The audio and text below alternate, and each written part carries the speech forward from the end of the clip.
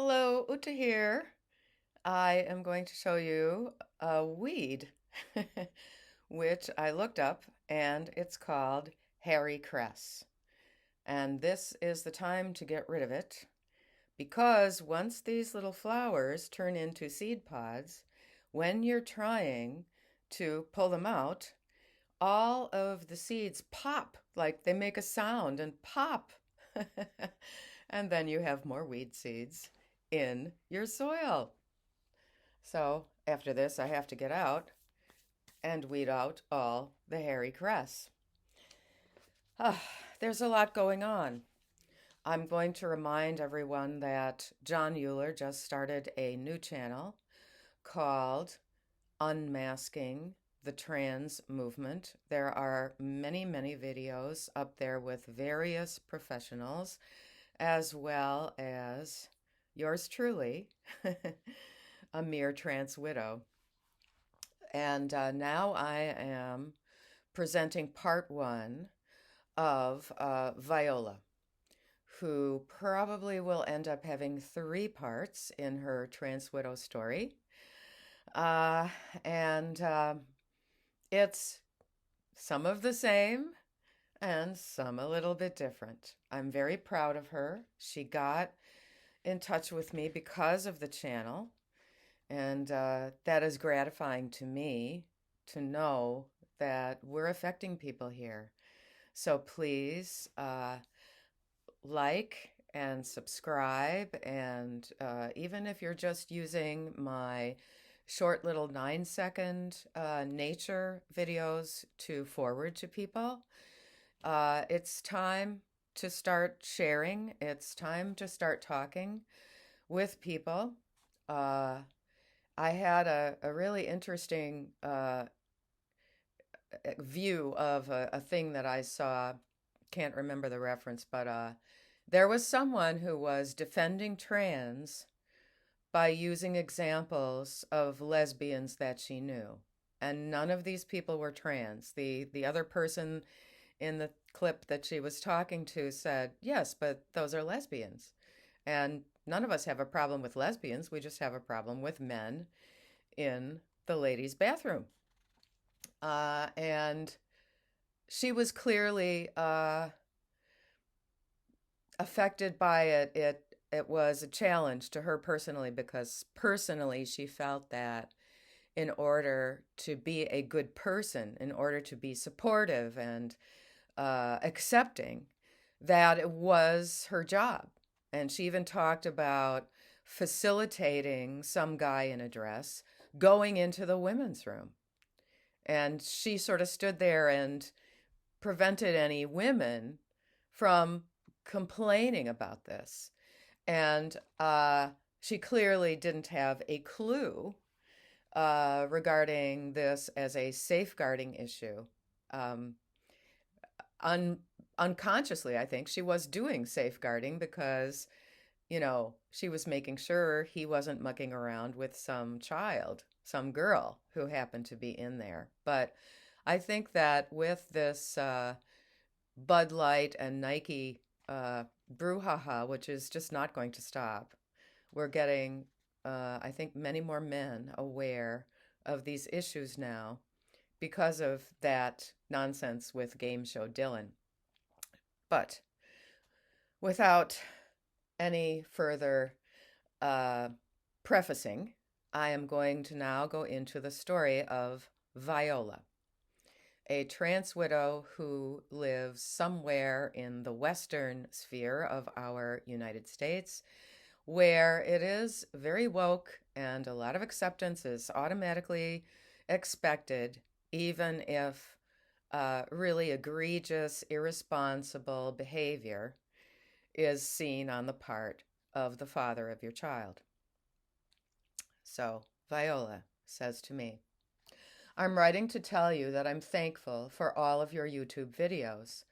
I'm going through the same traumatic deal you did. I do have supportive women friends, but they could never know how I'm really feeling.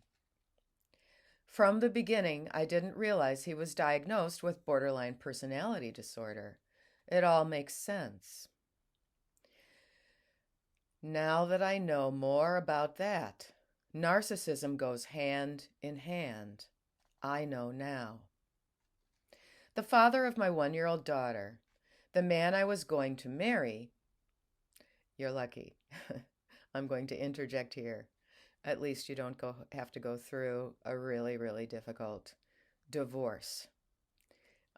This will be much simpler, being that you're not married to him. The man I was going to marry decided he feels like he's a woman. I have 2 older sons who lost their father in 2019. So this is another painful scenario of losing a father figure and me losing the fathers of my 3 children. My daughter's father is totally engulfed in his new identity, and it's painful to bear witness. Although he's still alive, I feel I don't even know him anymore. We were engaged, but not yet married. He started a university program, not very responsible for a new father. I'm going to call him Gavin here. Day 1 of his new personality was our daughter's first birthday. So the week that the daughter was born, he enrolls in a university program. I don't think it sounds like he has much of a job. And a year after that, on the daughter's first birthday, was his day 1. He took a skirt of mine and wore it all day long, accusing my father of being a bigot when Dad said men can't become women, in response to a news report on the television. So Gavin is sort of making this like, oh, I'm just proving a point. This guy who would be my future father-in-law is saying these things because of what he's seeing on TV. So I'm going to put on my wife's skirt without asking her and go around in it all day on my daughter's first birthday. Why is it always the children's birthdays? I have stories about that too. Gavin projected himself as a social justice warrior type and would push back on my dad in this defiant manner, getting people to react to him, trying to stand out or to offend. The next day, Gavin shaved off his beard, arm hair, and leg hair. I remember stuff like that. By 2 months later, he was on cross-sex hormones, which is euphemistically called HRT, hormone replacement therapy. It's not hormone replacement therapy. He was not willing to discuss how this affected me or how it would affect us as a family. His attitude was, this is me now, you can take it or leave it.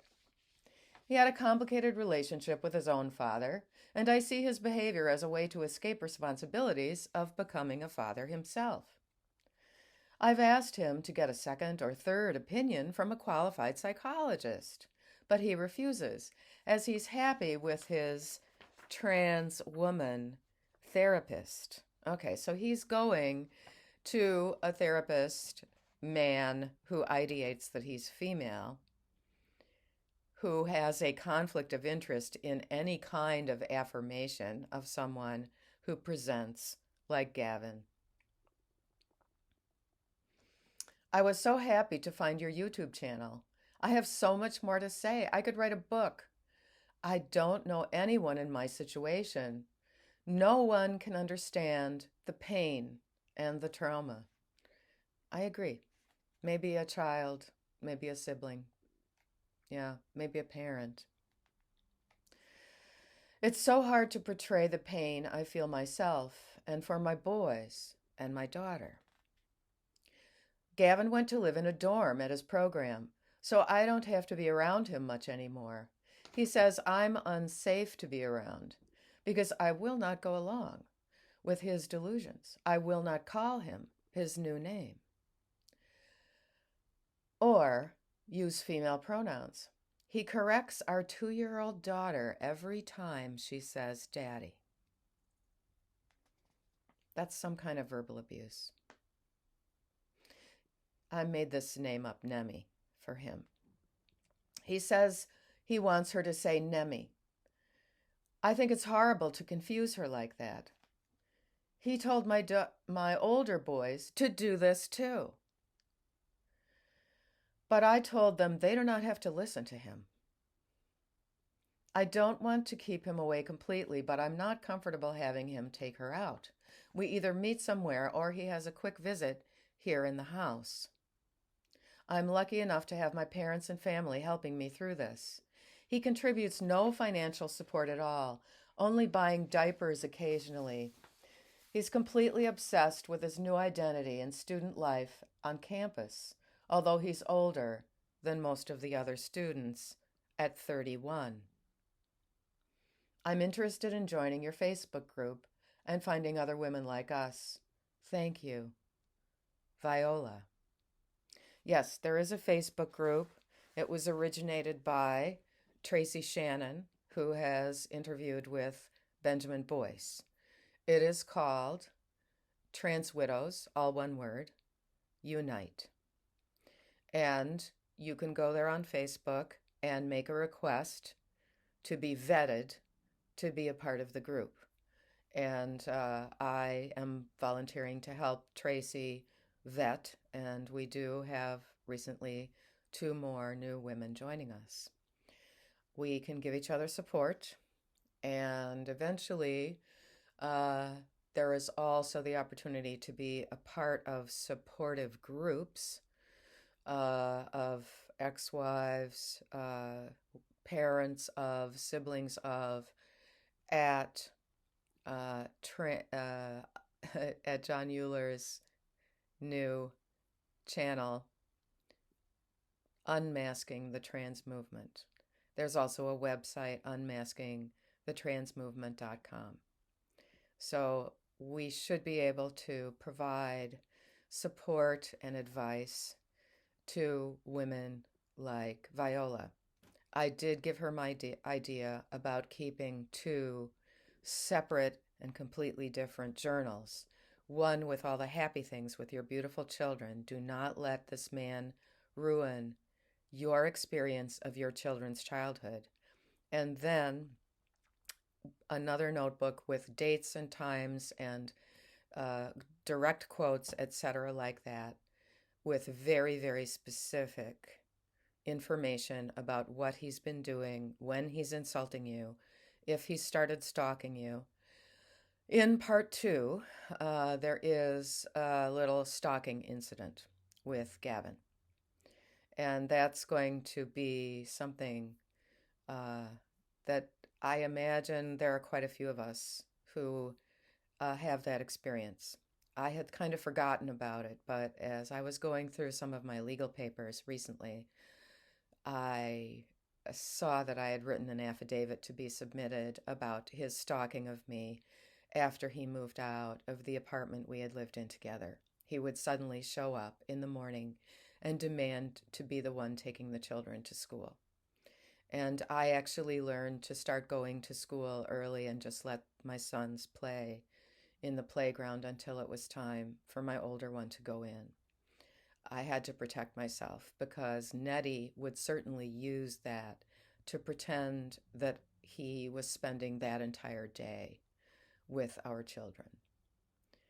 And he would have pretended that he was their mother and spoken to the principal of the school, that type of thing. So I am going to go out now and try to take care of some of this hairy cress before it starts popping its seeds. I hope you get outside too, and be well in mind and body always.